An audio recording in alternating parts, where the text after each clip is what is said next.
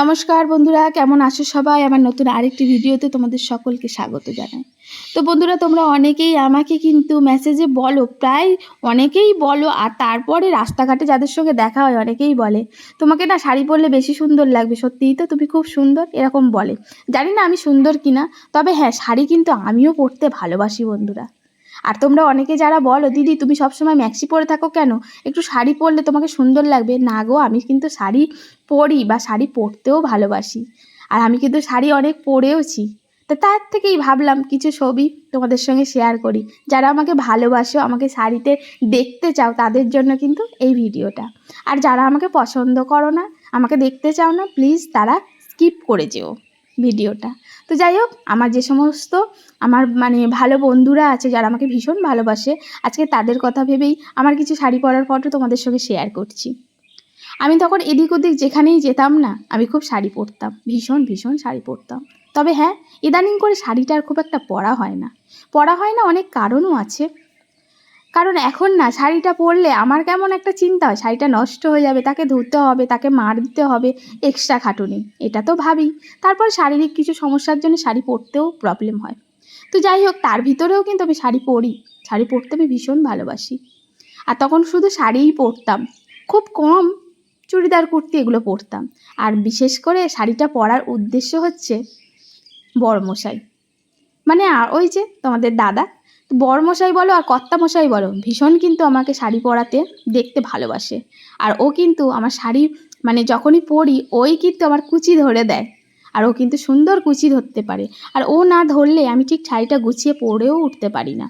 তো এই শাড়ি সুন্দর পরার পিছনে রহস্য কিন্তু কর্তামশাইয়ের। তো কর্তামশাই সুন্দর করে শাড়িটা ধরে দিতে পারে।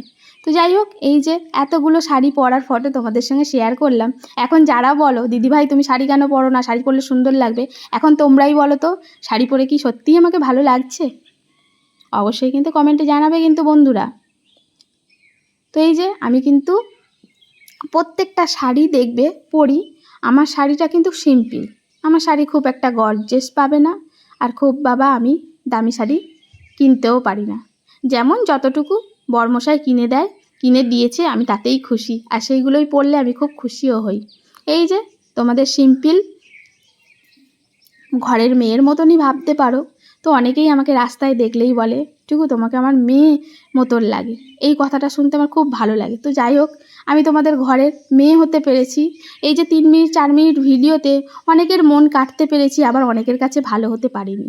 তবে হ্যাঁ, একটা কথা কি জানো তো, সবাই সবার কাছে ভালো হয়ে উঠতে পারে না। তবে হ্যাঁ, চেষ্টা করি যাতে করে সবার কাছে ভালো হয়ে থাকতে পারি, ভালো হতে পারি। তো এই তো। আর যদি কিছু ভুল করে থাকি, অবশ্যই তোমাদের ঘরের মেয়ে বলে ক্ষমা করে দিতেই পারো, তাই না? ভুল মানুষ মাত্রেই হয়। তবে হ্যাঁ, একটা কথা বলি তোমাদেরকে, আমি এতদিন ভিডিও করি, আমি কিন্তু কোনো অশালীন ভিডিও করি না বন্ধুরা। আমার বর থাকে, আমার ছেলে থাকে, সেই সমস্ত পরিবারের লোকজন নিয়ে আমি ভিডিও করি। তো যাই হোক, অনেকেই তো ভালো কমেন্ট করো, তাদের এই কমেন্টের জন্যই কিন্তু আমি ভিডিওটা করার জন্য বেশি অনুপ্রেরণা পাই। তারা বলে কি, বোন তোমার এই ভিডিওটা সকালবেলা দেখার অপেক্ষাতে থাকি, কখন তুমি ভিডিওটা দেবে। সত্যি বলছি, বিশ্বাস করো, আমার মনে হয় জীবনের সবথেকে বেশি বড় জিনিসটা তোমাদের কাছ থেকেই পাই। যাই হোক, এই কথাগুলো শুনতে এত ভালো লাগে। আবার তো অনেকে আমাকে পছন্দই করে না। তো কি করব বলো, সবার কাছে তো আমি ভালো হতে পারবো না। আর যাদের কাছে আমি ভালো হতে পারিনি, তাদের মন জুগিয়ে চলার চেষ্টা করব। সবাই ভালো থেকো।